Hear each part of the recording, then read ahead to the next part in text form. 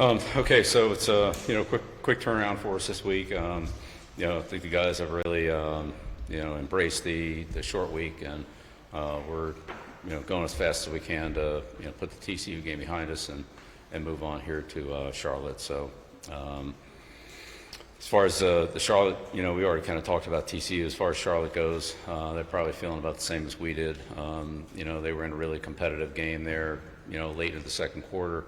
Kind of as we were, and then it got away from a little bit against App State, kind of like our game did against TCU. So, sure both teams will be looking to rebound off of last week's games. And, this is a team that, again, has a lot of new faces, new coaching staff.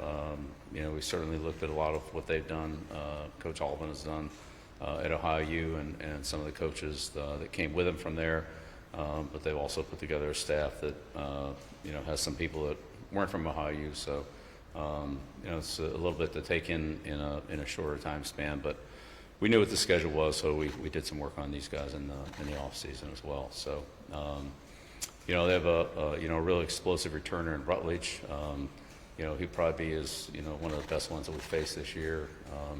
Obviously Harrell, quarterback, we know about him, and the offense that Coach Alvin, runs theirs. And also with Coach Fitch, similar to what they did at LSU. And so similar to some of the things that TCU did in terms of going no huddle and tempo and, getting a plays from the sideline based on the defensive looks, things like that. A lot of 11 personnel. Similar to what TCU did, not the same, but similar. And then defensively, this is a disruptive defense. They really try to, knock the offense back, negative plays, pressure, a lot of stunning up front. And so they just try to cause disruption, and they do a good job of that. They can get you into some long yardage situations, some 2nd and 10, some 3rd and 10s, and put a lot of pressure on you. But as I said, in the kicking game, Rutledge is the big guy in the return game. Boyd, who of course we had here, is a solid player. And, they play hard on special teams. So, overall a good, well-balanced team that's picking up a new system and kind of finding their way. Like I said, maybe a little bit like we are. We start right here across center. Bill, Rob Ashley, Fayetteville Observer. Coming out of the film review, you're in the film review. What were your biggest points of emphasis with the team? Yeah, well, look, give TCU credit now. It's a good football team, and they played well. But a lot of our problems are self-inflicted. The turnovers, we get two turnovers for touchdowns. Defensively, couldn't convert on a couple of 3rd and longs. Gave up a couple long runs that were just not well defended. So our special teams weren't particularly good either. Short punt and drop snap and so forth. Blocked field goal or blocked extra point. We're lucky on that one. So. Just kind of in every area, things that we need to tighten up, and as I said, TCU is a really good football team. I think that some of our deficiencies got exposed, and we'll address them, and hopefully get them to a level that is a competitive level that they need to be at. Thank you. No, stop. Sorry for a second. Of all the newness that comes for you coaching in college, you're going to be coaching on Saturday in a place that holds 15,000. To me, is that the smallest venue you've ever coached in, and how nice is it knowing that there's still newness for you at this point in your career to be able to go out there and coach in a place like that? Thanks. Well, during the COVID year, we played in front of a couple hundred people in bigger stadiums. So, again, we control what we can control. So we control how we prepare, how we play, and however many people are or aren't there, and whatever the weather is and all those things, we have no control over. We can just control our preparation, our performance, our attitude, and how competitive we play, and that's what we're going to focus on. But whatever it is, it is. It's we take the approach we can play anywhere, anytime, day and night, home, away, in a parking lot, in Ireland, in North Carolina, in California, wherever it is. Just we got to be ready to play when the games are scheduled. We'll control what we can control. Thanks. Hey, Bill, Pat Walter from WRAL. In the NFL, where the talent level is relatively flat, right, because of salary cap, you were known for out scheming teams, I would say. Now that you've got one college game under your belt, how do you kind of view how that could work in college, where the talent levels are so different and you can still scheme, but just kind of understand what I'm saying, like scheming versus talent and what outweighs each other? Well, I think as a coach, you always try to do what's best for your team, period, whatever that is. So you try to put the players in the best position you can put them in. That's your job as a coach. And so that's what I've always tried to do is give my players an opportunity to go out there and play well and do things that they're confident in doing and capable of doing. So I'd say based on Monday night, and I need to do a better job of that. But that's always the goal, is to let the players win games, and we have to put them in position where they can be successful, and so we'll do that to the best of our ability. Right, second round. Bill, Ryan Murphy, WRAL. What did you see out of Gio when you went back and watched the tape? What is the condition of his injury, and have you picked a starter for this week's game? Yeah, I talked to Gio this morning. He's doing pretty good. So, look, we all have plays we'd like to have back from the game. Calls, plays, passes, tackles, you name it. You can't participate in a game like that and not feel like there's some things you could have done better or you'd like to do over again. So learn from those, move on, and get ready for Charlotte. And that's all we can control. We need to learn some lessons from what happened in the TCU game, but at the same time, there's nothing we can do about that one. It's over with, and we need to move on. And anticipate him starting this game? We'll see how it goes. We haven't practiced yet this week, so we'll see what things look like today when we get out there. Second row on the left. Aaron Beard, WRAL-TV. Yeah. You mentioned about getting better at technique, coaching, and all these things, but I'm curious, how do you address morale? I realize it's one game, but I would imagine for the guys, it was kind of a shock to the system, the way things unfolded. Morale, confidence, those things, how you might address that. Yeah, well, every day is an opportunity, and every game is an opportunity. So, we have a competitive group, and I'm sure we'll embrace each day we have to get better and improve, and on game days the opportunity to go out there and play. Front row on the left. Good. Adam Smith, Inside Carolina. Yeah. Bill, from the other night, defensively, it seemed like a bit of a struggle to get a consistent pass rush for you guys. Like, what would be your overall philosophy in blitzing with this particular group of players that you have? And do you feel like you might have to just start adding guys to the mix to get more pressure?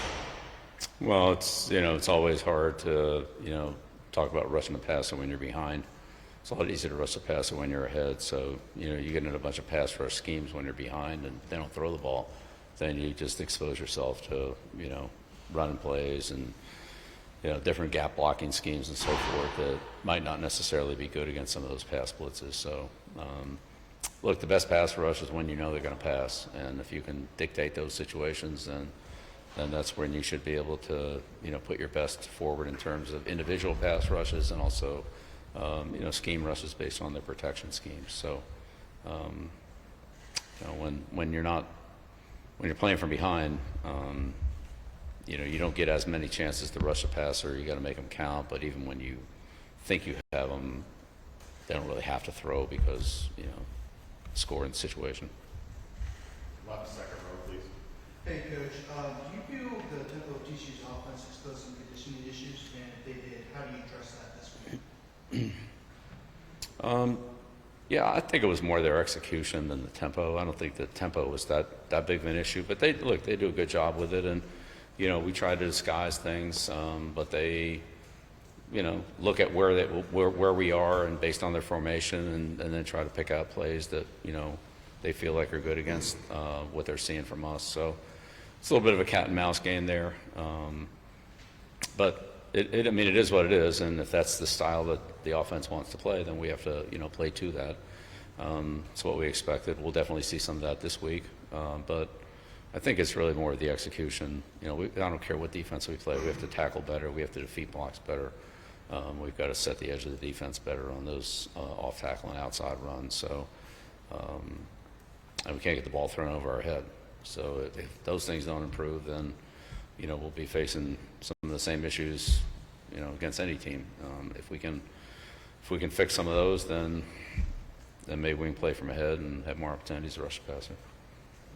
Front row middle. Andrew Jones, starting 24/7. You mentioned a couple weeks ago when Andrew was there that the evaluation process would continue into the season. With so much news, so many new guys, it looks like the night that you guys are rolling a lot of dudes in early. How heavy are you still in the evaluation process with this team?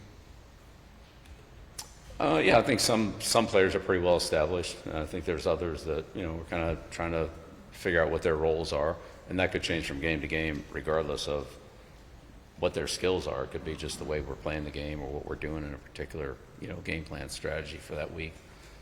So there are a lot of roles that are still evolving on the team. Yes, no question about it. That'll probably continue for a while.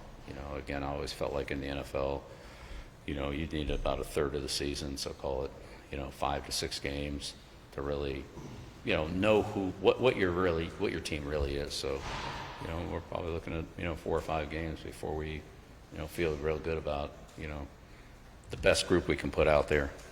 I think we're putting the best people we can out there right now, but that may change, and it could certainly change when some of the players get more comfortable, improve, get a little more playing time, gain more confidence. We'll just have to see how that goes. But clearly some players have established themselves as the best players at their position, and I wouldn't expect any changes there. If I can stay on that real fast, finally had a chance to see your team get somebody else, a very good team. Did you get a lot of intel? Was there an awful lot of intel for you in the snap based on what you saw that night? Yeah, as I said, I think that some of our deficiencies were certainly exposed by TCU. There were other things that were pretty competitive. We need to shore up the things that we need to shore up, and overall just some fundamental execution of just basic football snaps and catching the ball and tackling and finishing blocks and getting the proper depth on pass routes and all those things that are not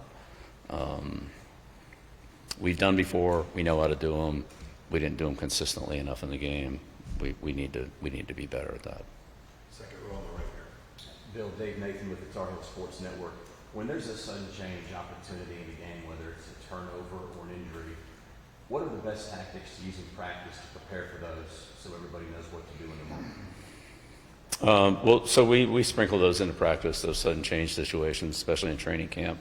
But it's really a mentality for the players and the coaches, and especially the play callers, not to get into a rut, but something happens and changes things dramatically in a few seconds to be able to shift into the new situation. So we hit a long pass or they hit a long play, and now we're in the red area or they're on the goal line or whatever it is, or there's a turnover, and you think they're going to punt and you're going to get the ball here and you get a turnover and now you get it in good field position, or vice versa. You think we're going to punt and we'll have them backed up and something happens and now you go in and they got the ball in the red zone. So we practice those situations during training camp and sprinkle them in during the season.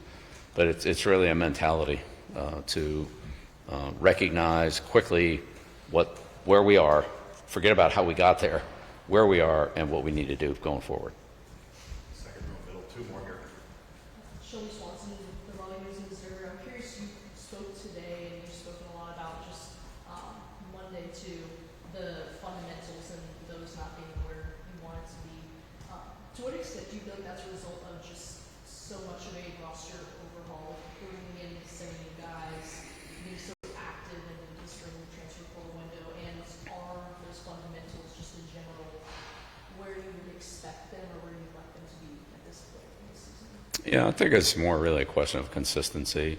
It isn't that they don't exist. I mean, there are plenty of plays where, we're doing things well, and then the same fundamental will come up maybe a little bit later, or maybe came up earlier, and then we got it right. But just the overall consistency of, playing at 60 or 70% efficiency versus playing at 90%. And when you have 11 guys out there, if you have 1 or 2 that either it's a miscommunication or a lack of awareness or a slow to process some adjustment that we've made or a poor fundamental, and then you have 1 or 2 breakdowns, you can have 8 or 9 guys doing the right thing really well, and then if you have one mistake, it can blow up the whole play. So there was certainly plenty of those too, where there's a lot of things that were right, but one thing was wrong, and it cost us. So we need more consistency, and we're working on that. We'll get better, but that's what we need to work on. It's not we don't know how to do it. It's not that we don't do it. There are just some breakdowns, and I'd say schematically we need to, as a coaching staff, do a better job of finding the things that each of our individual players do well, and try to play more into their strengths as they become more apparent what those are, or conversely, not put them in situations that aren't particularly favorable to them. Try to avoid those. We can do a better job of that too. So that part of that's on us. And then really quick, just to follow on that, is part of that too just again, you said like 5-6 games or so? Well, I said in the NFL, that's kind of what we were working with. I'm not saying it takes you 6 games, but I'd say I felt like the question was about the NFL or related to the NFL. So I said after about 6 games, I think you really know your team in the NFL. Like, this is who we are, and not too much is going to change going forward unless there's some dramatic injury or something. And then you kind of play to the strengths or weaknesses of that team. I'm not sure exactly how it's going to go here. I really don't know. But in that context, my experience was, about a third of the season. So, a third of the season, 3 or 4 games. At some point, things will settle in where this is going to be, this is who we are, this is what we can do, this is what we're going to have trouble doing, things like that. I don't think we're quite there yet. It was just not enough evidence. Last one, front row on the right. Bill, Michael Cohen, WCHL.com. The short week is a unique challenge from Monday to Saturday, but you feel after a game like Monday that it's actually a good thing that you can get back on the field and sort of flush that game as soon as possible. Yeah, 100%. I agree with that. Yeah, I think we're all going to be anxious to play again. Better than sitting around 2 weeks, feeling like we felt after that game. You got to move on anyway, right? And we moved on. We moved on yesterday, so here we are. It's Charlotte, but we have to recognize what things need to change in order for the results to change. But yeah, I think everybody will be excited to play Saturday. I don't think anybody wants to wait an extra week to get back on the field. Thanks. Thank you, guys. All right. Thank you. Thanks a lot. Thank you.